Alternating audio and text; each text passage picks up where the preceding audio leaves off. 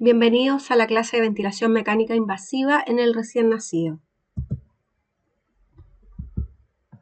En esta clase hay que tener ciertas consideraciones, por ejemplo, la ventilación mecánica es un factor clave en el desarrollo de la UCI neonatal y la mejoría de la sobrevida en los recién nacidos. Por más de 30 años, los recién nacidos con insuficiencia respiratoria han sido tratados con ventilación mecánica. La mayor parte del tiempo recibieron ventilación mecánica invasiva ciclada por tiempo, limitado por presión. Es un método relativamente fácil de usar, pero no está libre de complicaciones. Bueno, en cuanto a la ventilación mecánica, podemos decir que es una técnica de soporte vital que es altamente especializada y el objetivo principal es mantener el intercambio gaseoso pulmonar por medio del control tanto de la oxigenación como de la ventilación, o sea, la eliminación del CO2. ¿Ya? Mientras se soluciona, por supuesto, el problema que ha ocasionado esta falla respiratoria. Ahora, existen distintas estrategias de aplicación que tienen que ser aplicadas por profesionales capacitados, expertos en el tema y que sean adaptadas a la situación particular de cada paciente. Bueno, hay algunos conceptos básicos de mecánica pulmonar que es necesario que ustedes incorporen o recuerden, ¿ya? Primero tenemos la compliance o distensibilidad, que esto es la elasticidad o la adaptabilidad del tejido pulmonar que se expresa en cambios de volumen producidos por los cambios de presión determinados, que están involucrados en los ciclos respiratorios. Entonces, si lo llevamos como a una fórmula, una expresión en fórmula matemática, por decirlo de alguna manera, una expresión. Esto se expresa de esta manera, ya un incremento de volumen que en función del incremento de presión en centímetros de agua, y esto, o sea, sería entonces litros partidos por centímetros de agua. Ya, si uno quiere saber cuál es la compliance normal, en un recién nacido a término se habla que es de 0,003 hasta 0,006 litros por centímetro de agua. ¿Ya? Y esto, como está expresado en litros, la verdad que va a ser una cifra un poco más digerible, ya más fácil de expresar, en realidad hablamos de ml por centímetros de agua. Entonces, si traspasamos estos 0,003 a 0,006, ya en ml serían de 3 a 6 ml por centímetro de agua. Y eso es lo que uno generalmente, las cifras que se manejan en neonatología. Si nos vamos a un niño de término, imagínense, miren cómo está de afectada la compliance del alveolo. Ya de 3 a 6 en un término y de 0,5 a 1 ml por centímetro de agua en el recién nacido prematuro. ¿Ya? Entonces, esto sabemos que disminuye principalmente la enfermedad de déficit de surfactante. ¿Ya? También disminuye cuando hay edema pulmonar, fibrosis pulmonar, por razones lógicas, ya cuando un tejido está muy fibrosado, menos elástico, por lo tanto va a tener menor distensibilidad. Y cuando hay sobredistensión pulmonar, también es más difícil que esto se mantenga la elasticidad, porque está sobredistendido, está como muy tirante el tejido, ya no se va a distender mucho más. Y bueno, esta curva gráfica es la que generalmente uno conoce como la curva de la compliance, ya en donde aquí tenemos, esto es una respiración normal, ya como una especie de espiga. Ya entonces acá tenemos la rama expiratoria y la rama inspiratoria, ¿ya? Y hace esta, si uno la graficara, los cambios de presión y de volumen cuando uno hace un ciclo respiratorio, ya esto se graficaría así como lo ven acá, que es lo mismo cuando uno habla de la curva presión-volumen, ya acá la presión, cómo aumenta la presión y disminuye después la fase expiratoria, y el volumen. Y esto para que se quede, esta es una respiración normal.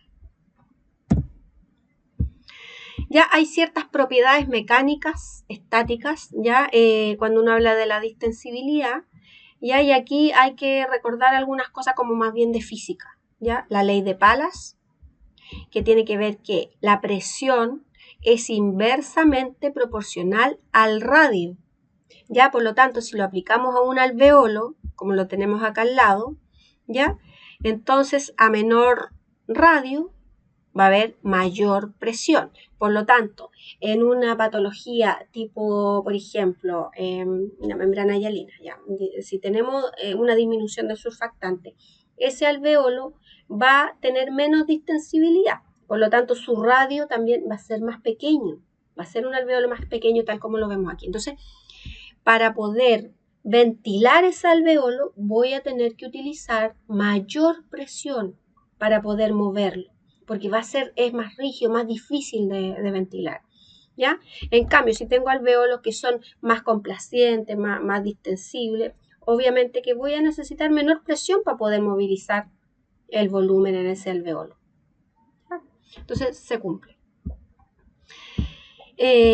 Bueno, la pendiente de la curva de la compliance es mayor a volúmenes menores, ¿ya? O sea, aquí si tengo volúmenes menores, la pendiente va a ser mayor, va a ser más vertical. Y va a ser menor con volúmenes mayores. ¿Ya? Si tengo mayores volúmenes, esto se tiende como a aplanar, a poner más horizontal. ¿Ya? Entonces ahí, por ejemplo, si esta curva no es como esta que vimos recién, que esa es la curva ideal, digamos, ¿ya? Esta va a variar dependiendo de los volúmenes y las presiones que yo esté manejando en ese paciente. Por eso es que cuando uno ve un niño ventilado, hoy en día prácticamente todos los ventiladores tienen asociado una pantalla que muestra el gráfico. Y uno puede ver, puede graficar en el fondo cómo se está dando la función respiratoria en ese paciente. Y por ejemplo, la curva presión-volumen la puedo mirar, puedo ver si esta espiga se forma de la manera referencial que uno sabe, o si está muy vertical, nos indicaría entonces que el volumen está siendo muy poco, o si es más horizontal, entonces el volumen es demasiado. Entonces ahí yo puedo ir regulando, ya no solamente por las cifras así teóricas que a veces uno piensa que está dando buenos parámetros, pero es importante también ver la gráfica pulmonar, la gráfica, ya. Y aparte también, por supuesto, la clínica del paciente, eso que nunca se les olvide. Bueno, cuando analizamos la resistencia, esto es el roce o el incremento de presión que se origina ante el paso de un volumen determinado de gas en un tiempo determinado. Y esta resistencia se debe a las paredes de la vía aérea más las resistencias viscosas del tejido pulmonar. Por lo tanto, un niño que esté con muchas secreciones, por lo tanto, va a tener más resistencia. ¿Ya? Entonces, por eso que siempre uno de los cuidados de matronería es mantener la vía aérea permeable. ¿Ya? En caso necesario, si hay que aspirar secreciones, hacerlo. Y esto se expresa como incrementos de presión en centímetros de agua, producidos por incrementos de flujo de gas por unidad de tiempo. ¿Ya? Y dado por el tubo endotraqueal, las características de la vía aérea del recién nacido, todo eso afecta cuánto va a ser la resistencia. Acá tenemos que la expresión de la fórmula matemática o física, ¿ya? Incrementos de presión partido por incrementos de flujo en litros por segundo, ¿ya? Y eso el resultado me da ahí una cifra que es en la unidad de medida sería en centímetros de agua por litro por segundo. Como referencia, cuando uno lo calcula, estos niños recién nacidos de término normales digamos sanos, ya que no están conectados, que están sanos en el puerperio, por decir de alguna manera, ya la resistencia normal en la vía aérea sería entre 20 y 40 centímetros de agua por litro por segundo. Pero esto, fíjense cómo aumenta esta resistencia cuando hay un síndrome aspirativo meconial, por ejemplo, una displasia broncopulmonar, aumenta, imagínense, de 50 a 400 centímetros de agua por litro por segundo. Imagínense, mira, acá lo normal entre 20 y 40. Este niño con displasia le aumenta hasta 10 veces más. ¿Ya? Por eso es que es tan difícil ventilar un niño displásico, porque es tan importante prevenir la displasia broncopulmonar en el prematuro. Bueno, un niño intubado, imagínense un niño sano, completamente sano, ya sin ningún problema respiratorio, pero yo lo intubo, lo conecto a un ventilador mecánico, ese niño yo ya por el solo hecho de colocar un tubo en su vía aérea, estoy incrementando la resistencia entre 50 a 80 centímetros de agua por litro por segundo, ¿ya? Y esto va a depender según el diámetro del tubo, ¿ya? ¿Qué diámetro yo tengo que utilizar? Ojalá el mayor diámetro posible. Lo mismo que dijimos en la clase anterior de las cánulas de CPAP, que tiene que ser el mayor diámetro posible para optimizar esta entrega. Ya, imagínense que un niño sano, solo por ser intubado, esto aumenta al doble la resistencia.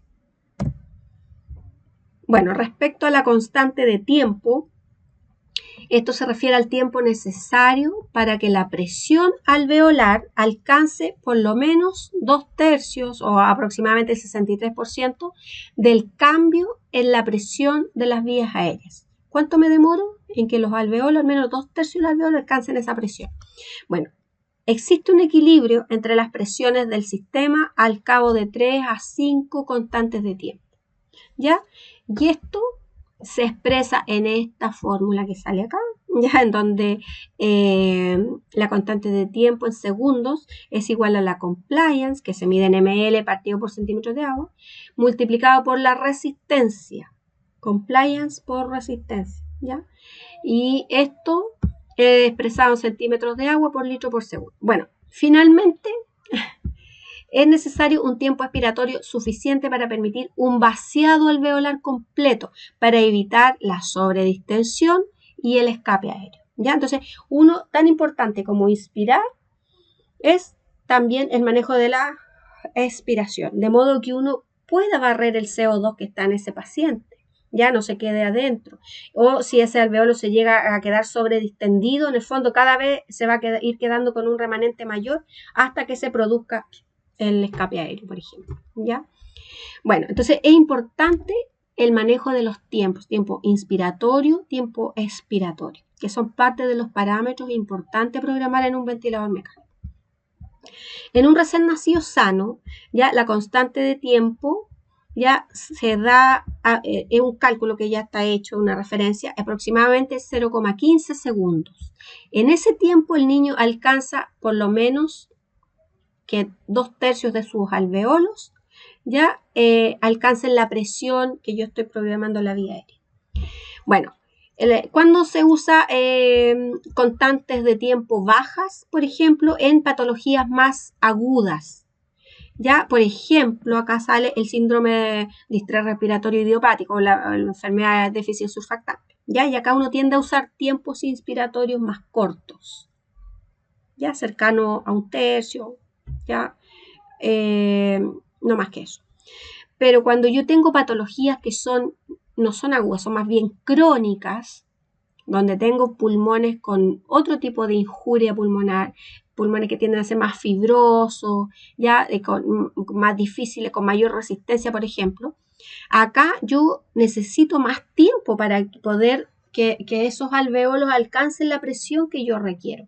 Por lo tanto, los tiempos inspiratorios deben ser más altos. Entonces aquí tengo que programarlo a una relación no de 1/3 como en el caso de agudo, sino que ya más cercano a un medio, ¿ya? O 50%, ¿ya?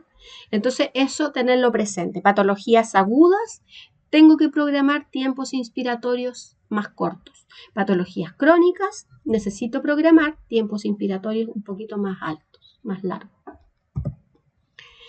Bueno, otros conceptos importantes recordar: el volumen corriente, que es el volumen de gas movilizado en cada ciclo respiratorio.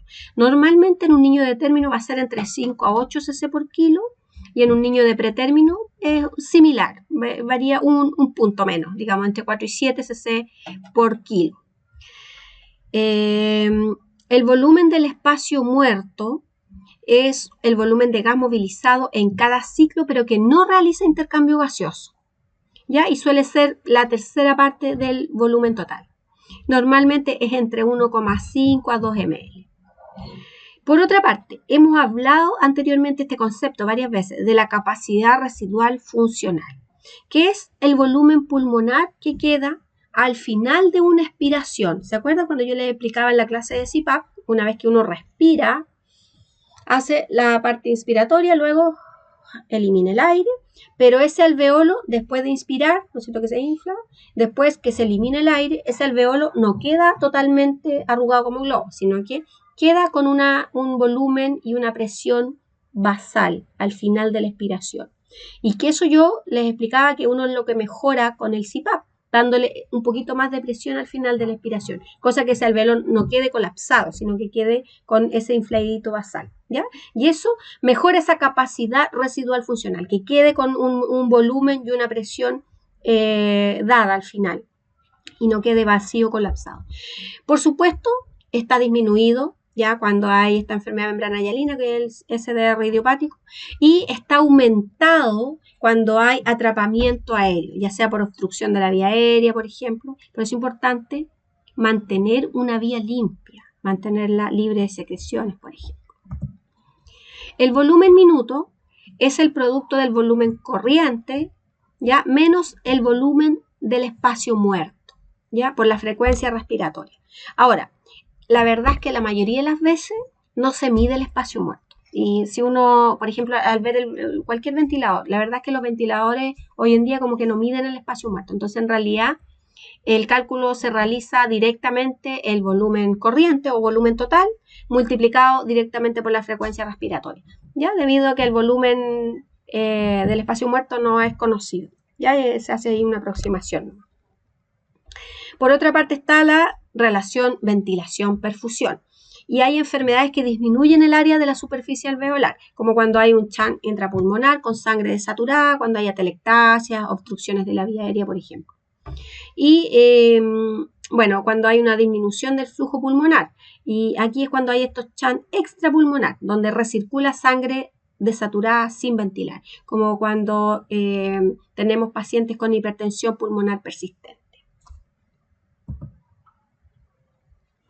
Bueno, acá esta curva que la vimos recién, la curva presión-volumen, con esta espiga perfecta de un ciclo respiratorio, ¿ya? Acá estamos ilustrando cuando nosotros trabajamos con pequeñas presiones o pequeños volúmenes, la verdad es que no lo estamos haciendo bien. Ya hay que dar el volumen y la presión adecuada para ese paciente. Si damos muy poco, estamos fomentando que se produzca una telectrauma. ¿Ya? Hay cambios estructurales, digamos, en los tejidos del alveolo. Y eso, tanto insuflar, desinflar ese alveolo con poco volumen y poca presión, causa un daño, ya que van a ser las atelectasias. Y acá, si estamos exagerando, damos demasiada presión, demasiado volumen, lo que vamos a provocar va a ser un volutrauma o un barotrauma, ¿ya?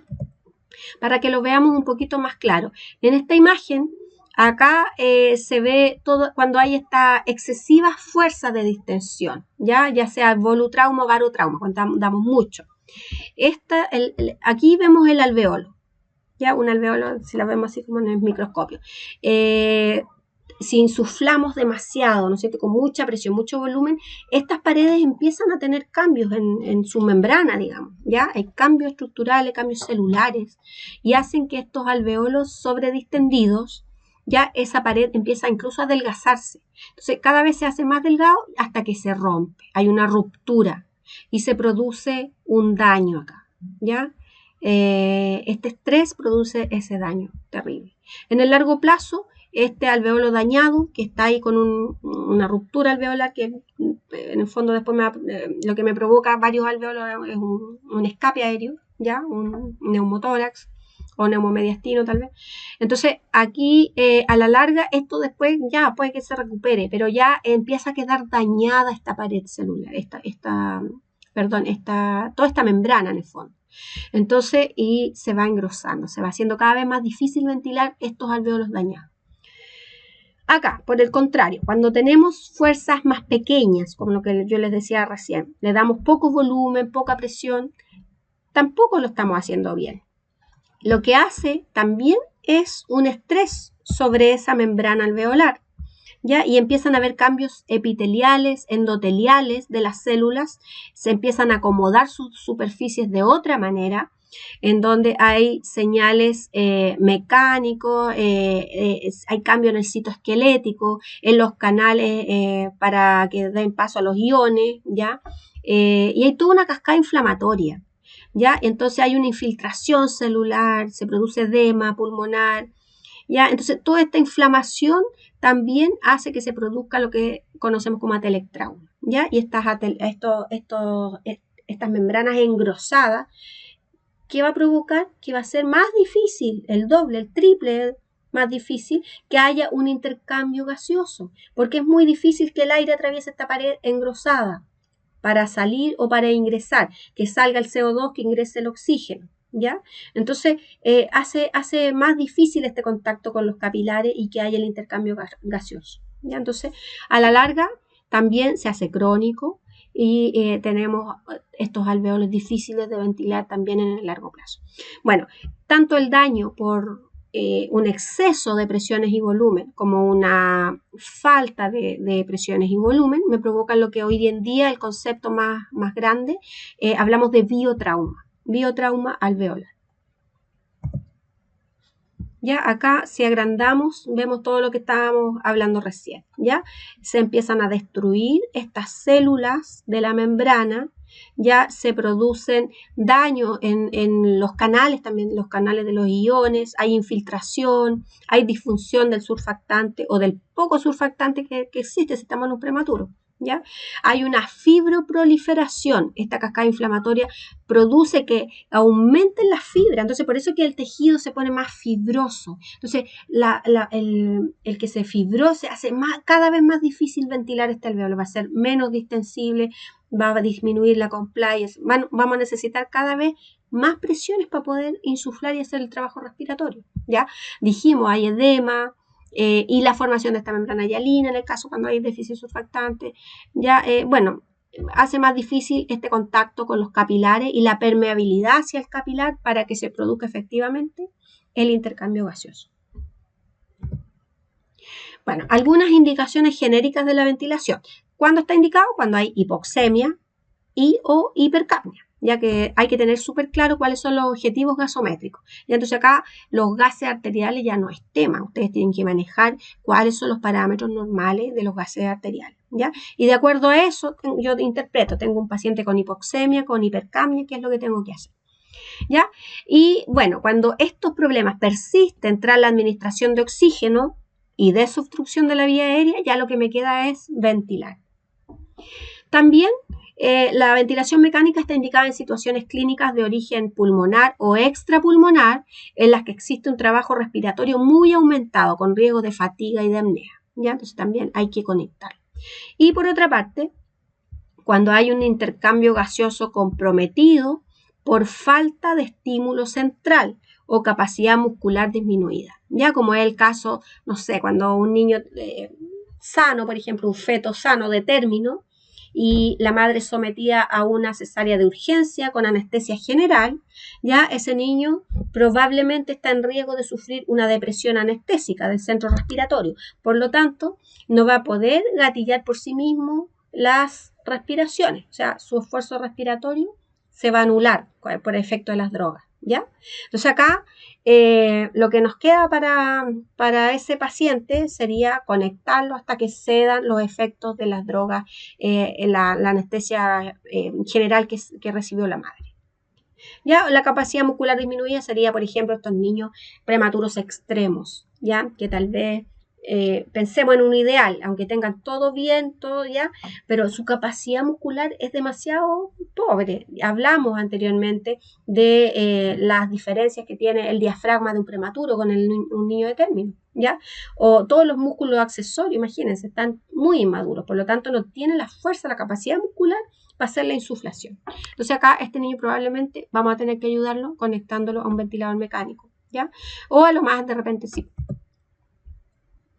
Bueno, también acuérdense que hay causas extrapulmonares como los niños quirúrgicos. Por ejemplo, acá tenemos un niño con un defecto de pared anterior, en este caso es una gastrosquisis, ya en donde este niño ya está en proceso de resolver su problema, tiene puesto un silo, ¿ya? Y este silo, si se acuerdan de estas patologías quirúrgicas, la idea es que esto esté traccionado para que esta asa baje por gravedad, ¿ya? Por lo tanto, este niño está sedado, está paralizado, por lo tanto, su esfuerzo respiratorio está casi nulo, ¿ya? En el fondo, porque yo quiero tener un niño que no sufra, no tenga dolor, que esté tranquilo para que no se esté manoseando ahí el silo, ¿ya? Entonces, por causas extrapulmonares lo tengo que manejar intubado, ya, porque va a tener una depresión del centro respiratorio, ya una depresión central por droga. Y en este caso aquí tenemos un prematuro que, bueno, tiene otro tipo de riesgo, la inmadurez del respiratorio, el déficit surfactante, etc. Bueno, hay algunas reglas de oro. Intentar que las medidas siempre sean lo menos agresivas posibles. La ventilación mecánica debería mantenerse el mínimo de tiempo necesario. Ya tratar de que cuando uno conecta a un paciente, ir pensando cuándo ya podría ser posible extubar. No existe una receta de cocina, ya no hay una pauta de ventilación concreta así ideal para todo, sino que hay distintas técnicas y métodos que pueden ser aplicables a veces a un mismo niño. Ahora, la mayoría de las recomendaciones pueden usarse como una referencia, pero nunca seguirse así totalmente a ciegas. Siempre uno tiene que aplicarlas con criterio, personalizar todo de acuerdo al paciente que yo estoy abordando. Y para lograr, ojalá, una ventilación mecánica ideal, siempre alcanzar y mantener un adecuado intercambio de gases, minimizar el riesgo de injuria pulmonar, lo que hemos hablado anteriormente, reducir el trabajo respiratorio del paciente, optimizar su comodidad y ojalá una respiración sincronizada, ya aportando adecuado volumen corriente y volumen minuto a la menor presión posible, ya que responda a cambios en la mecánica pulmonar o a las demandas del paciente y que signifique el menor trabajo respiratorio posible. ¿Ya? Entonces, esto cuando uno habla de respiración sincronizada o ventilación sincronizada, tiene que ser monitorizado constantemente, ya en forma continua, para evaluar el efecto de esta ventilación mecánica y la interacción entre ambos, entre el ventilador y el paciente, el recién nacido. ¿Ya? Bueno, vamos a ver algunas imágenes que es necesario que uno se maneje, no hay que siempre el especialista va a ser tal vez el radiólogo, pero uno tiene que tener ya por lo menos la noción gruesa de interpretar estas imágenes para saber qué está pasando. Ya, este es un típico, una radiografía de un niño de término, porque vemos una forma acampanada del tórax, y las taquimnias transitorias, ya en donde vemos un poquito así como medio sucio por ahí de un poco el líquido amniótico que queda a veces en la vía aérea que no termina de ser expulsado en el momento del parto, hasta que esto se reabsorbe por el linfático y se resuelve rápidamente. Esta placa también está muy del libro, un tremendo neumotórax, ¿ya? Acá vemos la imagen pulmonar y se ve el pulmón ahí comprimido, pequeñito, ¿ya? Y se ve rodeado de un halo así como negro, más ennegrecido, y ese es aire que está extrapulmonar, hay una ruptura pulmonar y ese aire sale fuera del pulmón. Y eso hay que drenarlo, porque ese aire le quita espacio para que el pulmón pueda expandirse. Por lo tanto, ese niño no puede insuflar bien, no puede hacer un correcto intercambio gaseoso mientras no se drene ese aire que está fuera del pulmón. Entonces, la solución para este neumotórax hay que drenarlo. Ya hay que hacer un drenaje torácico. Ya, aparte de eso, aquí se ve el otro pulmón, casi no se ve medio blanco, probablemente tiene una, no sé, yo me atrevería a decir una enfermedad de membrana hialina. Ya. Acá esta es una enfermedad de membrana hialina o déficit surfactante leve, ya, porque se ve medio blanquecino, medio difuso, pero tampoco tan exagerado, es como un leve, es como para, uno puede decir, es como para conectarlo al CPAP y estarlo chequeando ahí cómo responde. Probablemente con esta presión que uno le aporta continua a la vía aérea con el CPAP, este niño va a andar bien, ¿ya? Hay un patrón granular que es difuso y en este caso es bilateral, ya se observa acá como un poquito difuso, pero no es tan terrible. Igual se ve un pulmón insuflado con aire, ya aquí también se ve un poquito de aire, no se ve tan blanco. Acá ya tenemos una enfermedad por déficit surfactante más moderada, ¿ya? Porque si bien tenemos ahí ciertos espacios que se ven insuflados con aire, pero ya se ve mucho más blanquecina, ¿ya? Y esa, la imagen de una hialina es como blanca. Y hay este patrón granular que es difuso, en este caso es bilateral también, con confluencia de estas atelectasias, o sea, ese alveolo que tiende al colapso, o sea, no se puede insuflar. Entonces, tenemos gran parte del pulmón afectado. Y acá ya esta es una enfermedad de déficit surfactante más grave. Ya aquí ustedes pueden ver la diferencia, este prematuro se ve ya prácticamente blanco los dos pulmones, ¿ya? Y ahí esas flechas me están indicando la aparición de los broncogramas aéreos, que son ahí se ve la línea de los bronquios. Ya se ve claramente un aspecto como bien patognomónico de la enfermedad de membrana hialina. ¿Ya? Y como dice ahí, el pulmón se ve blanco por la confluencia de esta atelectasia, ¿ya? Acá tenemos un enfisema intersticial pulmonar, ¿ya? Es difícil interpretarlo, pero yo quiero contarles que no solamente ver la imagen cuando uno quiere interpretar una radiografía, sino que ustedes tienen que unir todos los cabos del caso. O sea, me refiero a la anamnesis. Si yo estoy viendo una radiografía como la anterior, y sé que un prematuro 32 semanas y que está recién nacido, tiene 12 horas de vida, lo más probable es que sea una hialina y por eso se ve blanco y por eso se ve el broncograma aéreo, ¿ya? En este caso, en la enfisema intersticial, esto ya es algo un poquito más crónico, por lo tanto va a ser un paciente no tan recién nacido, va a ser un niño de más edad cronológica. Y acá hay un acúmulo de aire en los espacios peribronquiales. Entonces, por eso que se habla enfisema intersticial, están en el intersticio, ¿ya? Y estos espacios peribronquiales y perivasculares, ¿ya? Radiológicamente se ven así como unas radiolucencias lineales, tortuosas, no es como la hialina que se ve como un blanco así más parejo, más difuso.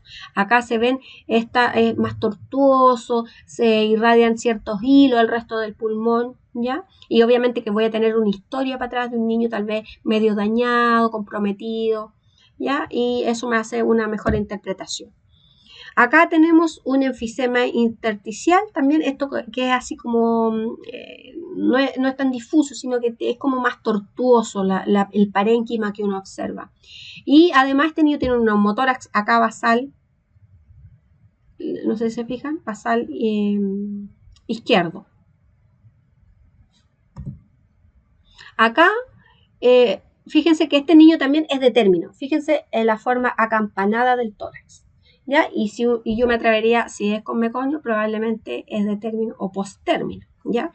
Entonces, este síndrome aspirativo meconial, las imágenes son más como algodonosas y se alternan con zonas hiperinsufladas, como vemos acá. Acá está como hiperinsuflado aquí, acá en la base derecha y también un poquito acá en la base izquierda.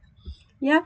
Y esto se habla de un patrón como en panal de abejas. No es que tengan los hexágonos perfectos, pero puesto como algodonoso, ya algodonoso, y voy a tener la historia de tal vez, oye, este niño era de 41 semanas o en vía de prolongación y nació impregnado de meconio, cosa de verlo tal vez. Voy a tener también una anamnesis, una historia acorde, o sea, por eso les digo, no solamente ver la placa, sino que uno tiene que también asociar todos los datos, la anamnesis y la información relevante que podría servir. Ya, acá este paciente tiene esta fotografía que es como, o sea, perdón, esta radiografía que es como sucia, se habla como de una imagen, perdón, una imagen un poco sucia del pulmón. También no es pareja, no es difusa como en la hialina, no es blanca totalmente, sino que se ve como aquí como que realmente con un pulmón medio sucio, así con imágenes como se ven acá, así como ramas, ¿ya? Y si tiene un entorno infeccioso, ya aquí tenemos una bronconeumonía, ¿ya? Por ejemplo, si este paciente tiene un hemograma alterado, una PCR alterada, ya, y está conectado al ventilador, uno podría sospechar una bronco asociada a ventilación mecánica, ¿ya? Entonces hay que ser bien ahí perspicaz con los datos, el contexto. En este caso, este es un pulmón de un niño prematuro que ya es displásico, ya este es un pulmón muy, muy dañado. Ya fíjense la imagen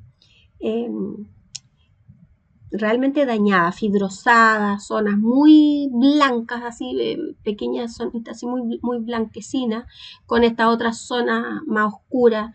Ya es un parénquima que ya está como bien dañado. Ya acá tenemos una displasia broncopulmonar severa, donde ya como que incluso desaparece parte del tejido pulmonar, como que no hay pulmón.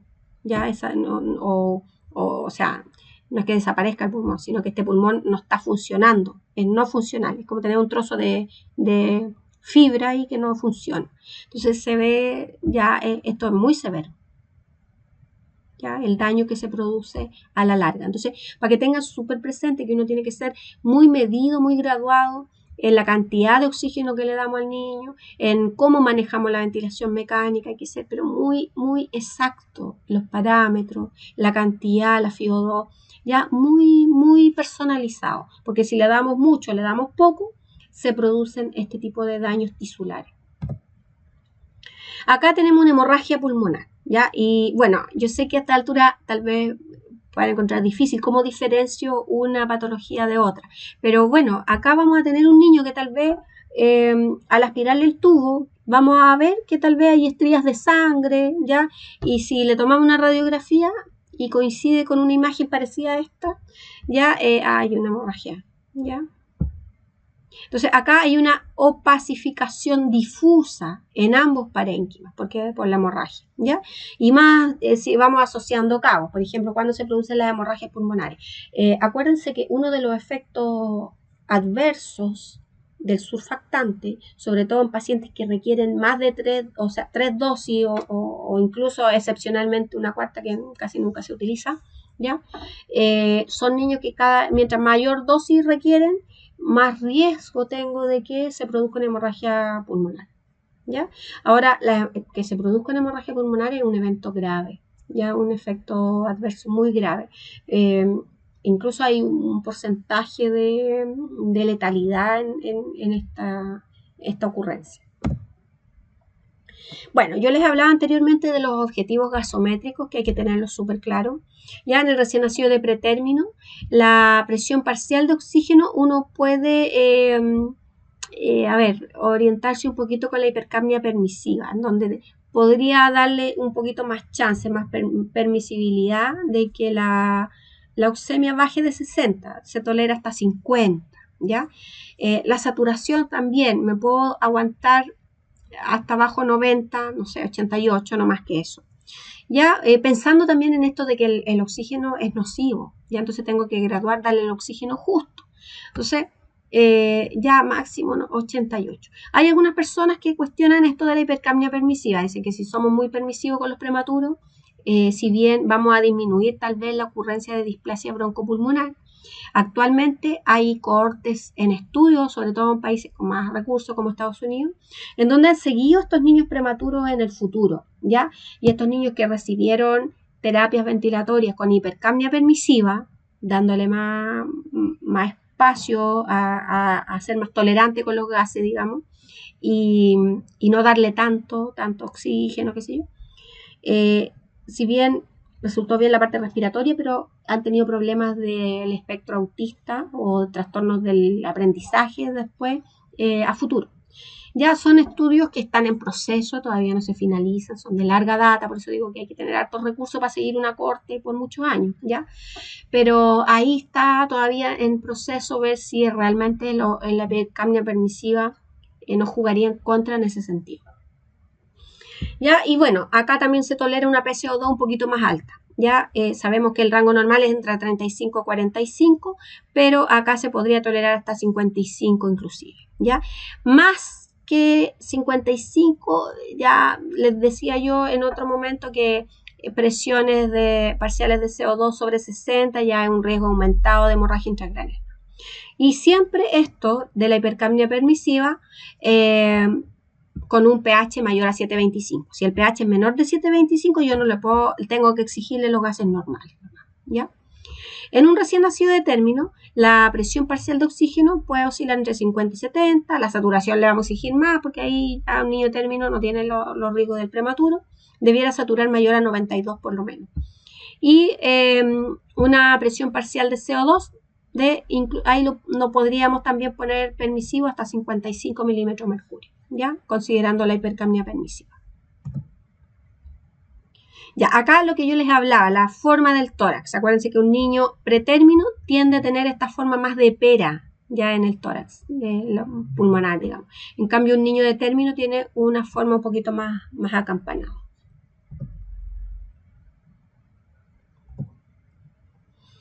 En cuanto a la oxigenación, tiene que haber una adecuada distribución de oxígeno tisular y los parámetros a controlar en caso de que un niño conectado a ventilación mecánica le tomamos gases y está con hipoxemia, o sea, bajo oxígeno sistémico, obviamente que tenemos que aumentar el aporte de oxígeno. ¿Y cómo lo hacemos? Aumentando la FiO2.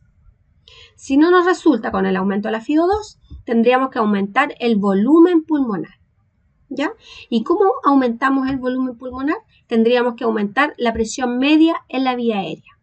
¿Ya? Y este parámetro, lamentablemente, no tiene un botón o una perilla en el ventilador para aumentarlo, sino que lo que tenemos que hacer para aumentar la presión media en la vía aérea es en este orden, tiene que ser en este orden lógico. ¿Ya? Primero partir por aumento el PIM. Observo la respuesta en mi paciente. Si el paciente mejora, por supuesto, nos quedamos hasta ahí. Si no mejora, la segunda opción para aumentar la presión media en la vía aérea sería aumentar el PEEP, ¿ya? Que es la presión al final de la expiración. Si no me resulta, aumento el tiempo inspiratorio. Si aún así esto no anda, aumento el flujo, ya el flujómetro, los litros, y si no, por último, aumento la frecuencia respiratoria. Siempre hay que considerar la curva de saturación de la hemoglobina, ¿ya? Hay que tenerlo presente.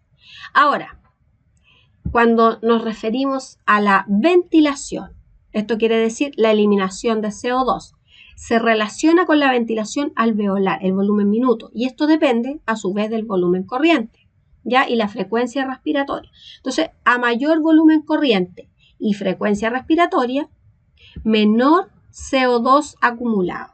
Ya, por lo tanto, si yo tomo unos gases a un paciente que está ventilado y veo que tiene hipercapnia, o sea, no estoy eliminando bien el CO2, necesito barrerlo, ¿cómo lo puedo resolver? Los parámetros a controlar en este caso de retención de CO2 sería dos. Primero, aumentar la frecuencia respiratoria. ¿Ya? Aumento en el ventilador la frecuencia respiratoria. Si esto, o sea, después de hacer eso, tengo que ver la respuesta en el paciente. Si el paciente no mejora, ya, o controló gases, por ejemplo, no mejoró, entonces mi segunda estrategia es aumentar el volumen corriente. Porque acuérdense que esa es la estrategia, a mayor volumen corriente y frecuencia, menor CO2. Entonces, primero parto con la frecuencia. Si no me resulta, segundo, el volumen corriente. Ahora, ¿cómo aumento el volumen corriente? Tampoco tengo un perillaje directo para aumentar el volumen corriente, sino que tengo que partir primero. Aumento el PIM. Si no me resulta, disminuyo el PEP. Si esto así no me da un buen resultado, aumento el flujo. Y si aún así esto persiste, aumento el tiempo expiratorio. ¿Ya? Entonces tenemos todas esas estrategias a seguir o los parámetros a programar en el ventilador para solucionar la retención de CO2. Ahora, respecto a los modos ventilatorios. Estos se pueden clasificar en base a tres factores: cómo se inicia la respiración, cómo se controla el flujo de gas durante la respiración o cómo se termina la respiración. ¿Ya? ¿Y cómo se inicia la respiración? Bueno, vamos a hablar como en el fondo de dos grandes modalidades ventilatorias. ¿Ya? Que primero, la ventilación controlada, en donde ésta se inicia por un mecanismo de tiempo sin importar el esfuerzo respiratorio del paciente. ¿Ya? Acá yo voy al ventilador, programo todos los parámetros ventilatorios, presión inspiratoria, presión expiratoria, el tiempo inspiratorio, la frecuencia, el volumen, los litros, digamos, y la FiO2. ¿Ya? Yo lo programo y eso que estoy programando es lo que va a hacer en el paciente. Si estoy programando 30 ventilaciones con tales y tales presiones, eso es lo que va a hacer el ventilador. Da lo mismo si el niño entre medio respira o no respira, ¿ya? El ventilador hace todo el trabajo. En el caso de la ventilación sincronizada, ya esta se puede gatillar por esfuerzo respiratorio del paciente. Y en el fondo se sincroniza con el paciente y el ventilador solamente hace el trabajo que le falta a ese paciente. Tal vez este paciente gatilla su propio esfuerzo, ya tiene buen centro respiratorio, manda la orden, la señal, se produce la ventilación, pero tal vez tienen poca fuerza, en el caso de los prematuros que tienen poca musculatura, ¿ya? O tiene fallas en la resistencia del alveolo tal vez o déficit surfactante, tal vez no se va a insuflar bien, entonces el ventilador lo va a apoyar dándole la presión que le falta, el volumen que le falta, o tal vez no sé, puede ser un paciente que hace una que otra apnea, entonces de repente gatilla, en vez de gatillar 30 ventilaciones, gatilla 10 nomás. Entonces la otra lo hace el ventilador. Entonces en el fondo el ventilador hace la parte que le falta al paciente. Sensa lo que hace el paciente y lo que le faltó lo aporta el ventilador, lo trabaja. ¿Ya? Y eso es, en el fondo, por eso se llama sincronizado, porque se sincroniza con el esfuerzo propio del paciente. Ahora, ¿cómo se controla el flujo de gas en la modalidad ventilatoria? ¿Cuál es la variable límite? ¿Cuál es la que se controla? Vamos a ver si se controla por presión o se controla por volumen. ¿Ya? Y eso es algo que uno puede elegir en el ventilador. No nos vamos a complicar con más detalles porque la verdad es que esto da para muchísimas clases más ver todas las modalidades y posibilidades ventilatorias. ¿Ya? Y cuando uno habla cómo se termina la respiración, podemos decir que puede ser ciclado por tiempo, en base al tiempo transcurrido, o ciclado por flujo, ya en base a ese flujo inspiratorio. Bueno, respecto a los modos ventilatorios, hoy en día, durante esta clase hemos estado hablando de la ventilación mecánica convencional, ¿ya? Pero hay que saber que esta ventilación mecánica convencional a su vez se divide en otras opciones, digamos. Hemos hablado a grandes rasgos de la ventilación mecánica controlada, que sería esta IMB, o también está esta opción sincronizada, que sería la segunda opción. Y dentro de la sincronizada, ahí hay una serie de otras modalidades que uno podría entrar en muchísimo más detalle, ¿ya? Pero no lo vamos a tratar en esta clase. Ahora, fuera de la ventilación convencional, cuando ya esta no es suficiente para resolver temas de tanto de superar la hipoxemia o la hipercapnia, ya a veces uno tiene que empezar a ver otras alternativas. Entonces, cuando ya tenemos problemas serios de barrido de CO2, ya existe esta modalidad que se llama la ventilación de alta frecuencia, ya que no lo vamos a ver tampoco, sino que solamente saber que existe esta opción, que es más compleja, son pacientes mucho más comprometidos. Y ya en la última opción de ventilación que existe sería el ECMO, que es ventilación a través de una membrana extracorpórea. Y acá en el fondo ya ni siquiera es el ventilador el que hace el trabajo, sino que directamente se hace a través de una máquina que entrega el proceso directo en la sangre del paciente. Ya es un tema mucho más complejo. Ya acá vemos un niño conectado al ventilador mecánico convencional a través de un tubo. Ya la ventilación de alta frecuencia se hace con otro tipo de ventilador. También existen ventiladores hoy día que pueden pasar de una modalidad de convencional a alta frecuencia y hay otros que son exclusivos para alta frecuencia, como el SensorMedics que ven acá. Ya, el SLE 5000 o 6000, que también es el modelo actual, puede hacer las dos modalidades. También está el BabyLo, que también permite hacer las dos opciones. El BN500 también. Y bueno, acá vemos una fotografía de un paciente en ventilación de alta frecuencia. Acá hay que tener otros aspectos de matronería, de manejo de técnica, ya procesos que son específicos para este tipo de ventilación. Acá las tubuladuras sí o sí tienen que estar en esta, así perpendicular al paciente. Hay una serie de otras recomendaciones de vigilancia que hay que tenerlo presente.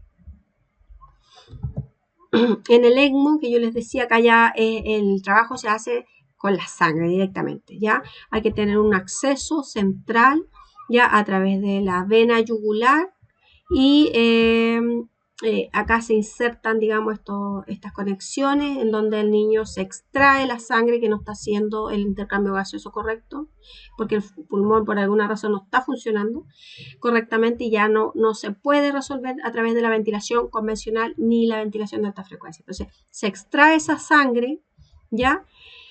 Y se pasa por esta máquina que en el fondo hace la ventilación a través de esta membrana extracorpórea, ¿ya? Y se purifica, digamos, o se barre este CO2 y se entrega nuevamente al paciente a través de estos accesos centrales. Se usa en general la vena yugular y la carótida para hacer esta extracción y después la entrada de la sangre ya oxigenada.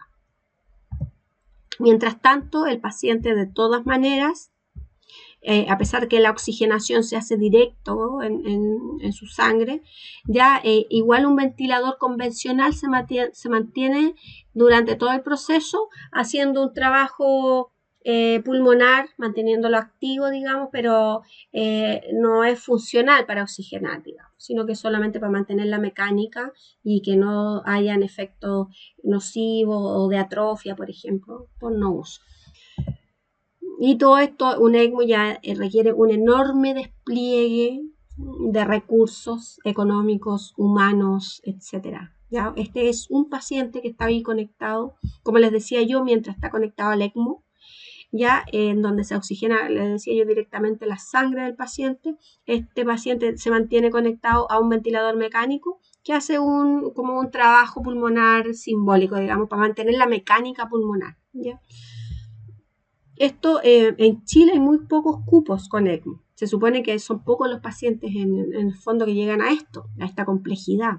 Y la idea es que uno prevenga al máximo esta situación, ¿ya?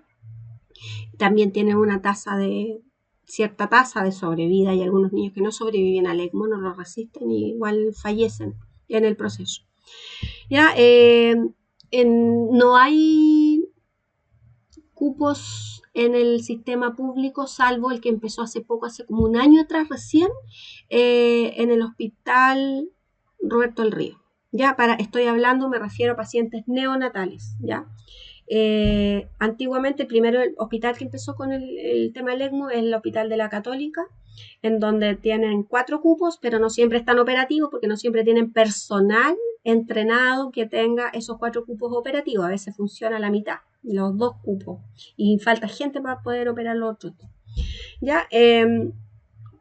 Bueno, pero hipotéticamente ahí hay 4 cupos, que el Hospital de la Católica es un hospital, en el fondo es privado, ¿ya?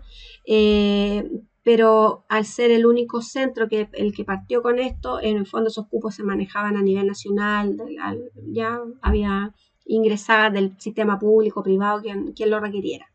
Y había un sistema ahí como en la fila, el paciente que necesite, si hay un cupo disponible, entra a ECMO. En ocasiones, muchas veces pasaba que este paciente califica para ECMO, pero están ocupados los cupos, entonces no se puede, y si en el proceso fallece en la espera, era como el desenlace nomás, ¿ya? Luego sacaron cupos también algunos centros privados como la clínica Las Condes, la Alemana, la Santa María, ¿ya? Pero un cupo, digamos, uno, no sé si 2, tal vez. Y el hospital que yo les decía, el sistema público que empezó con esto del ECMO, es el Hospital Roberto del Río, pero hace como 1 o 2 años como mucho, entonces están partiendo recién. Pero tiene muy buenos resultados, su estadística fue bastante buena, a pesar de que uno siempre tiene como la premisa de que cuando uno recién parte con una tecnología tan compleja como esta, podría fallar, podrían haber eventos adversos, pero la verdad es que habían tenido buenos resultados, ¿ya? Bueno, recursos necesarios, volviendo a nuestro tema, ya eso era solo para que supieran todas las otras opciones que existen en cuanto a ventilación mecánica. Los recursos necesarios para la ventilación mecánica convencional, que es lo que nosotros estamos hablando hoy día. Ya, bueno, primero que todo, un ventilador de flujo continuo debe mostrar en la pantalla frecuencia, el PIM, el PEP, el TIM, que es el tiempo inspiratorio, la relación inspiración-expiración. Debe mostrar la presión media y la vía aérea, que es un parámetro que se calcula en el ventilador. El software lo calcula y lo muestra, ¿ya? No es un parámetro que uno pueda programar en el ventilador convencional. Ya en el de alta frecuencia sí se puede programar, pero ese es otro tema y solamente hoy día lo vimos así como parte general nomás. Y bueno, el volumen a través del flujómetro y la FIO2, por supuesto. También hay todo un set de alarmas que nos arrojan advertencias acerca de la disfunción o desconexión del ventilador, de la fuente de energía, de gases, de la concentración de oxígeno y ciertas válvulas cuando están abiertas, por ejemplo. El circuito, importante, las tubuladuras que hemos visto que se utilizan, tienen ciertas características que tienen que cumplir, ¿ya? Debe ser un circuito de baja compliance, tienen que ser más rígidas, no tienen que en el fondo si va un gas por dentro no tiene esto que ser distensible, sino que tiene que ser más rígido. Entonces por eso se habla de baja compliance. Tiene que ser de una longitud adecuada, que no sea muy corta, que me va a quedar incómodo para la movilidad del paciente, o muy larga, que también se vuelve engorroso. La idea es que tengan alambres calefactores en la vía inspiratoria y expiratoria para mantener una temperatura estable. Que sean compatibles con el sistema servorregulado de humedad. Y bueno, cuando no tengo cables, estos alambres calefactores, también yo podría utilizar trampas de agua para evitar esta condensación que se produce por las diferencias de temperatura. Acá tenemos un ejemplo, ya este es un modelo, un Babylog, un BN500, ya de marca Drager, que es una marca europea alemana, que es uno de los que se utilizan en muchas neonatologías. Ya son bastante simples de armar, de programar y de utilizar. El humidificador tiene que ser servocontrolado, tiene un cable ahí que sensa la temperatura y me la muestra. ¿Se acuerdan que yo les decía que generalmente se programa en 37 grados? Y de preferencia con circuito cerrado de autollenado. Esto se conecta aquí a un humidificador que tiene una especie como una bajada de suero, ya, pero que está incorporada. Entonces esto se conecta al matraz de agua bidestilada y este solo va regulando cuando requieres ir llenando con agua este contenedor para ir dosificando la humedad al sistema de entrega de gases. Tiene que haber un fuente de gases comprimido, obviamente un tubo endotraqueal con equipo apropiado para la intubación, todo un sistema de fijación. Tiene que haber fuentes de aspiración con sondas de succión para liberar la vía aérea en caso de ser necesario y un equipo de intubación con manómetro de presión, mascarilla de diferentes tamaños en caso de rescate, digamos. Si el niño se extuba accidentalmente, tengo que tener todo listo para intubarlo lo antes posible o reanimarlo si es necesario. El personal tiene que demostrar, conocer cómo usar, tener la habilidad en la mantención de la vía aérea artificial, manejar el ventilador mecánico y todo el sistema ad hoc. Tener conocimientos sobre anatomía de la vía aérea, fisiopatología pulmonar, manejo del ventilador, capacidad de reconocer y responder a los efectos adversos y sus complicaciones. Conocer todo manejar también el equipo de intubación, ser capaz de interpretar los gases arteriales, manejo de precauciones universales, conocer y usar el equipo y procedimientos de reanimación. También tener capacidad para evaluar y reconocer los resultados en el paciente y de interpretar radiografías de tórax. ¿Ya? Entonces, todas esas competencias son necesarias en el personal que va a trabajar con pacientes neonatales que requieren conectarse a ventilación mecánica. Ya, entonces vemos personal capacitado, incluso yo estoy hablando en general los profesionales, pero los técnicos paramédicos que trabajan también en las unidades de UCI neonatales, ellos también tienen manejo de todo esto que yo estoy hablando, saben perfectamente, conocen todas las piezas del ventilador, los modelos de ventilador, ellos siempre, hay un trabajo en equipo, ya el armado lo hace la matrona, pero el TENS es el que le ayuda, presenta todo el equipamiento, lo reúne. Entonces también están ellos con mucho conocimiento y capacitados para pacientes graves, digamos, pacientes complejos, ventilados. Entonces acá la formación especializada es de todo el equipo. Ya saber interpretar las gráficas. ¿Ya? Y bueno, en el inicio de la ventilación mecánica, para seleccionar el ventilador, hay algunas cosas que hay que tener en cuenta, como el estado y el cuadro patológico del recién nacido, cuál es el apoyo ventilatorio previo que ha tenido ese paciente, la experiencia del personal, ¿ya? Porque puede que a lo mejor estén especializados con un tipo de ventilador, pero este otro tal vez no lo conocen, entonces ahí hay que irse más lento, con más precaución cuando estamos introduciendo un equipo nuevo, hacer las capacitaciones correspondientes. Tiene que haber también una comodidad con el ventilador y que esté disponible, por supuesto. Los parámetros que tenemos que establecer y vigilar van a ser la frecuencia respiratoria, la presión inspiratoria máxima, bueno, y la media también, que eso lo va a calcular el ventilador.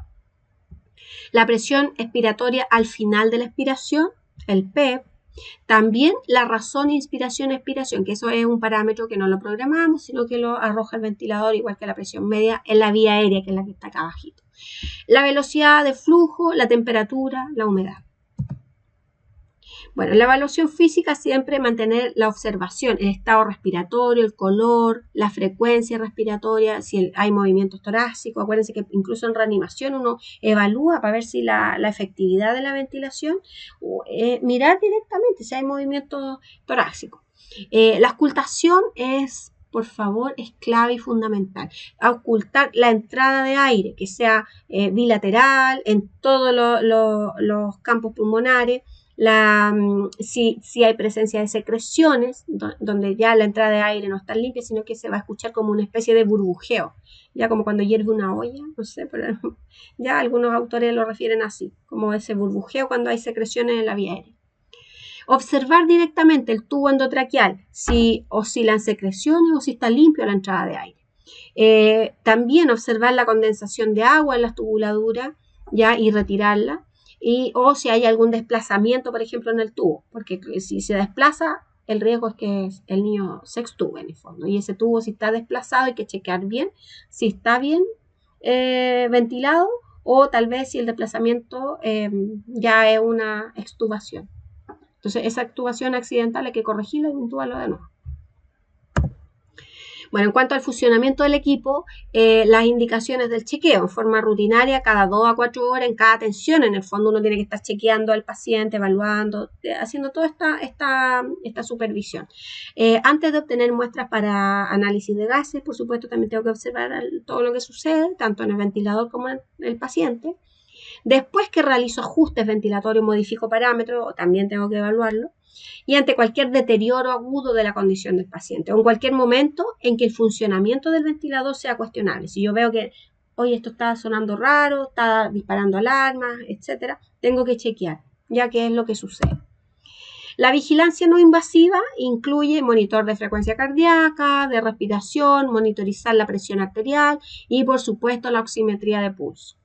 Otras exigencias adicionales, pacientes que ya están hemodinámicamente comprometidos o inestables, tal vez vamos a necesitar accesos arteriales para chequear la presión arterial invasiva, ya, o un monitoreo transcutáneo de presión arterial y CO2. Ya los monitores, ustedes ya lo conocen, ya monitor multiparámetro. Este otro ejemplo de ventilador, pero para que vean, la vea. Este ventilador, la verdad es que para que ustedes vean que todos tienen una pantalla que grafica, ¿ya? Grafica, el manejo es digital, son touchscreen y son de muy fácil uso por el operador. Ya acá, bueno, estos pacientes cuando ya están más comprometidos, tal vez vamos a tener que tener una vigilancia más cercana de la presión arterial invasiva. Si tenemos acá, bueno, podemos tener un catéter central con presión venosa central o acá un umbilical arterial en donde vamos a medir la presión arterial invasiva. Esto se conecta esta es una bajada que aquí por aquí, esto se conecta a un suero fisiológico de mantención heparinizado. Ya se infunde acá este sistema, este circuito que va conectado al catéter, y acá sale, de aquí de esta pieza sale la conexión, un cable que se conecta a un transductor que va al monitor. Entonces estoy continuamente infundiendo una pequeña cantidad de un suero fisiológico heparinizado en la arteria, y esto me manda una señal acá que se traduce en el monitor multiparámetro y me arroja la curva de presión arterial invasiva. La atención de enfermería del niño conectado a ventilación mecánica, hay que siempre hacer una valoración que se dirige al estado respiratorio, el sistema de apoyo, funcionamiento de este sistema ventilatorio, digamos, de apoyo. Siempre manejar el confort, el alivio del dolor y, por supuesto, algo relevante, los padres, la familia. Ahora que estamos en esta época de pandemia, ha sido un poco más difícil todavía. Entonces, crear canales de información que puedan servir.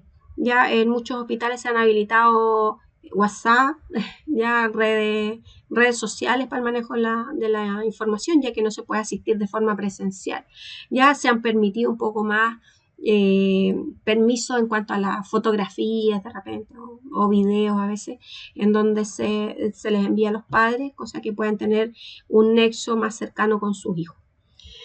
Bueno, el diagnóstico de enfermería incluye alteración de la función respiratoria, alteración del progreso a veces, o de alguna enfermedad concomitante. Bueno, si el niño va a estar seguro si se evita el mal funcionamiento del equipo, si se evitan las complicaciones y tener objetivos basados en necesidades individuales. Ya, acuérdense, les vuelvo a repetir, esto no hay una receta estándar, tiene que ser personalizado. ¿Ya? Y si se puede llevar a cabo el winning, ¿ya? O la retirada, hacerlo lo antes posible. Siempre planificar en forma individualizada, continua, documentada. Acuérdense que lo que no está escrito no está hecho, ¿ya? Tienen que documentar todo lo que se haga. Cambio un parámetro del ventilador, anotar la hora exacta. ¿Ya? Pasó algo, un deterioro, también anotar. Y esto incluye un esfuerzo de equipo, incluidos los padres. Ya, la intervención e implementación de este plan de atención incluye medidas de cuidados generales, mantención de la vía aérea, intervenciones para el desarrollo adecuadas al grado de cada paciente y de la enfermedad que tenga, las medidas de confort y de soporte emocional. La evaluación siempre va a ser continua. Y les vuelvo a mostrar esta fotografía. En este caso, este niño está con ventilación mecánica invasiva. Está con un tubo endotraqueal, ya conectado a un ventilador mecánico, en este caso es un ventilador mecánico convencional, ya. Y tenemos acá felices estos padres haciendo ahí, formando el vínculo con su hijo, un prematurito, ya que está siendo ventilado, pero con una buena asistencia, una buena educación. Uno puede fortalecer este vínculo incluso en estos niños que están graves, ¿ya? Bueno, obviamente un niño tal vez inestable, con mucho compromiso hemodinámico, tal vez no va a ser posible, ¿ya? Generalmente se hace con niños que están, si bien están graves, ventilados, pero relativamente estables, ¿ya? Se puede favorecer esto, ¿ya? Eso con mucho cuidado. Obviamente ustedes en su condición de estudiante siempre se tienen que atener a las normas internas de cada servicio, pero en condiciones normales, si ustedes ya son matrones y trabajan en una neonatología y por ese motivo están en una UCI siempre, acordarse, los hijos no nos pertenecen, ¿ya? Dar esta facilidad, esta integración y el concepto de familia, fortalecer el vínculo, ¿ya? Si uno lo puede hacer, lo puede vigilar, lo puede supervisar, lo puede preparar, ¿ya? ¿Por qué no? Bueno, las modalidades ventilatorias, como dijimos anteriormente, son modalidades de flujo continuo, cicladas por tiempo, limitadas por presión. Hay una presión inspiratoria máxima constante y un volumen entregado que va a ser el adecuado para alcanzar esta presión máxima, ¿ya? El volumen depende de la distensibilidad pulmonar. Entonces aquí depende mucho del contexto y la patología que tenga este paciente.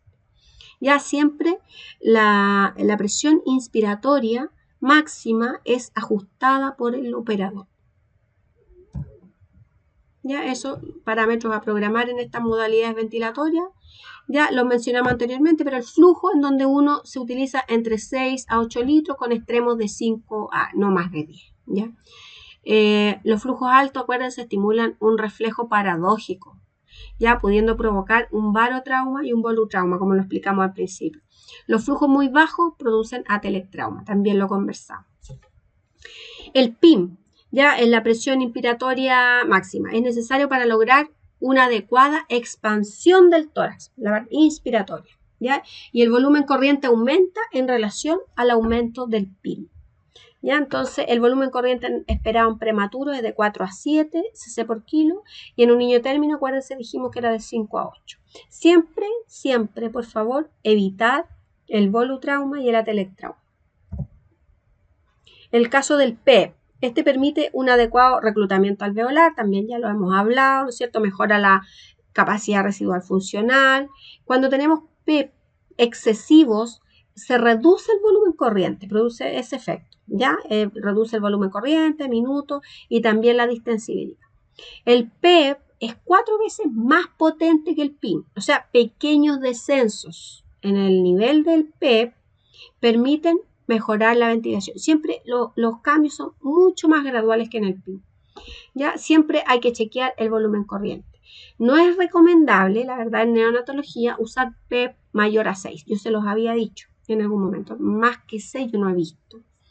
No se utiliza porque es demasiado.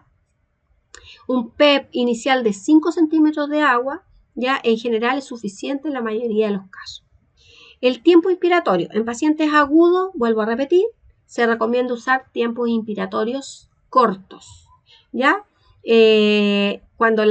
Acuérdense que en este caso dijimos en un comienzo, la enfermedad de membrana hialina es una enfermedad aguda, ¿ya? En donde siempre el tiempo tiende a ser como más o menos un tercio lo que uno utiliza, un tercio de la respiración, o sea, 33%. Por eso que el tiempo que se utiliza es entre 0,3 y 0,35. En cambio, pacientes crónicos, uno tiende a utilizar tiempos más largos, donde la relación es un medio, ¿ya? O sea, 0,4, 0,55, máximo 0,6, ya no más que eso tampoco, ¿ya? ¿Y en qué patologías crónicas? Por ejemplo, la displasia broncopulmonar. La FiO2, acuérdense que se sugiere una saturación de oxígeno en niños, sobre todo los prematuros más extremos, 90-95. Si satura más que eso, bajamos el oxígeno. Siempre mantener este rango hasta las 36 semanas. Desde las 36 semanas, incluso uno le exige ahí recién un poquito más, que sature 92-95. ¿Ya? Hay otras tendencias, escuelas que son más permisivas, en donde, como les dije en un inicio, pueden permitir hasta 88 incluso, ¿ya? Pero ahí hay controversia con esto de los efectos en el espectro autista que podrían producir a futuro.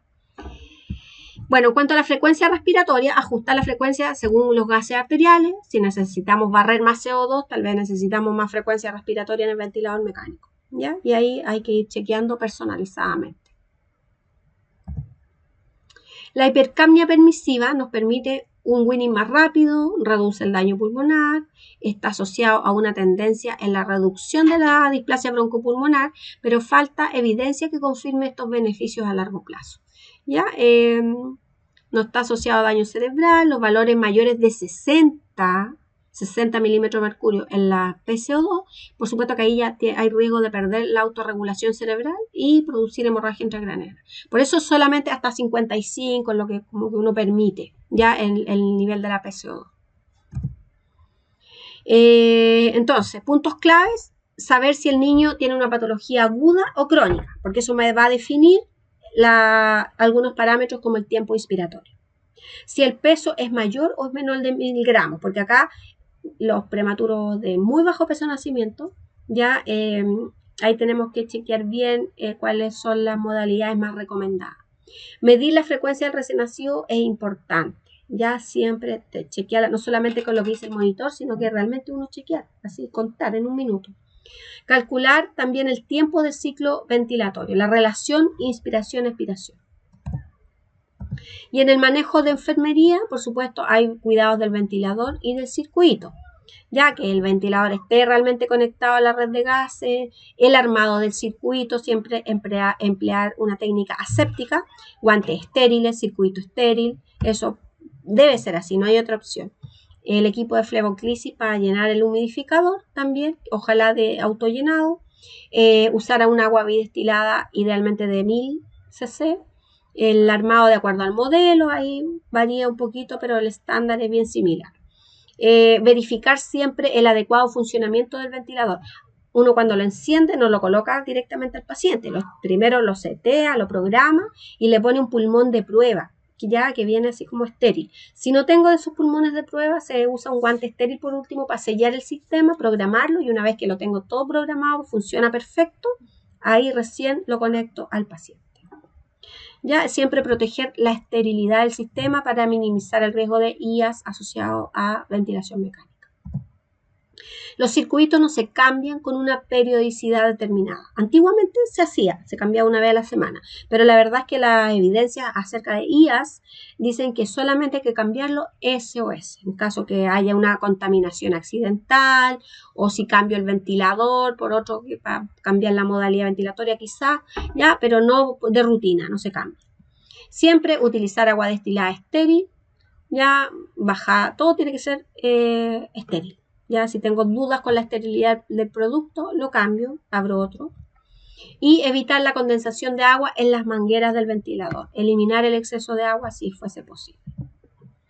Los cuidados del niño sometido a ventilación mecánica, bueno, programación de parámetros ventilatorios según la modalidad que esté usando, posición en semi-Fowler, mantener siempre una bolsa autoinflable conectada a la fuente de oxígeno para reanimarlo en caso necesario, mantener un polivinilo conectado a la red de aspiración para ser usada en cualquier momento, fijación del tubo endotraqueal de acuerdo a la norma interna de cada servicio, cada hospital, y no traccionar el tubo. Tiene que ubicarse perpendicular al niño, ¿ya? Prevenir estenosis subglótica, ocultar siempre los campos pulmonares, etc. Acá, bueno, idealmente uno quisiera siempre medir la saturación preductal, pero en niños que ya están más estables, tal vez puedo rotarlo a una postductal. Incluso hay pacientes que a veces voy a necesitar las dos saturaciones, la pre y la postductal, en el caso de los cardiópatas, por ejemplo. Y acá este nido quiero que lo recuerden, por favor, porque este paciente prematuro que está conectado a un ventilador mecánico está en el nido perfecto. La idea del nido, cuando ustedes lo hagan, para la contención, para el confort, para favorecer el desarrollo neurológico del paciente, tiene que ser de esta manera, que todo el bebé quede contenido dentro del nido, porque a veces yo veo unos nidos que las extremidades salen hacia afuera y esa no es la idea. La idea es que esté en un patrón flexor de todas las extremidades, que estén dentro, que sienta esa pared alrededor de él, ya que simila el útero materno, que es donde debería estar este paciente. Y entonces, este nido, por favor, grábenselo porque está genial. Bueno, entre los cuidados del niño sometido a ventilación mecánica tenemos la aspiración del tubo endotraqueal, que esto no hay que aspirarlo de forma rutinaria, sino que solamente en caso necesario. La aspiración tiene que hacerse con una presión máxima de 80 milímetros de mercurio, ya hacerse con técnica aséptica en el caso de que uno lo haga con un ayudante, con una técnica abierta, o también se puede hacer con un circuito cerrado de aspiración, sobre todo en esos niños que son más hipersecretores o los que tengan un deterioro importante al realizar la aspiración con circuito abierto. Con circuito abierto implica que uno tiene que abrir el circuito del ventilador, desconectar del ventilador, aspirar el tubo y luego volver a conectar. O sea, uno interrumpe la terapia realmente. Pero con circuito cerrado no es necesario hacer esa interrupción. Por lo tanto, es mucho más recomendable. Lo que pasa es que ahí diferencian los costos de los insumos que uno tiene que ocupar. En pacientes que se encuentren en alta frecuencia, siempre es muy nocivo desconectarlo para aspirarlo. No se hace. Está prohibido. Ya ahí sí o sí hay que usar circuito cerrado de aspiración.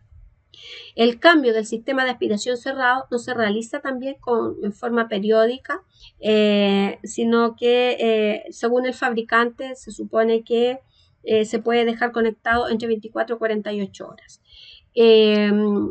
Este sistema se limpia con una jeringa que se conecta para limpiar el circuito para que no queden las secreciones ahí contenidas en la sonda, ¿ya? Pero esa jeringa se usa y se elimina y se sella el sistema, se deja cerrado. Para la aspiración de secreciones, utilizar sondas de aspiración que no sobrepasen 2/3 del lumen del tubo, ¿ya? Y siempre una monitorización estricta con un monitor multiparámetro. Acá tenemos un paciente que está conectado al ventilador mecánico y tiene acá una pieza donde sale la sonda de aspiración con circuito cerrado. Entonces está como dentro de una bolsita que es flexible, por donde yo puedo, esta sonda que está dentro de esa bolsita, la introduzco al tubo y después me retiro aspirando. Y tiene acá una pieza donde uno lo aprieta para poder aspirar. Bueno, siempre concentrar los cuidados, reducir estímulos. Si se realiza nebulización, tiene que utilizarse un circuito estéril de nebulización de un solo uso según la técnica aséptica. Para realizar los puffs también hay unas piezas especiales que se conectan al circuito estéril, ¿ya? Y se hace esta técnica de administración de medicamentos. Programar las alarmas de saturación según los objetivos que yo tenga para mi paciente, controlar parámetros ventilatorios, siempre mantenerse las mangueras libres de agua, ya lo habíamos dicho, prevenir las úlceras por presión. Entonces, estos niños, a pesar de que están conectados a un ventilador, yo sí o sí tengo que hacer los cambios posturales en cada atención. Y las medidas asociadas al cuidado del neurodesarrollo también, con la mantención del ambiente térmico neutro. Entonces acá, acuérdense, toda esta cuidados básicos de matronería.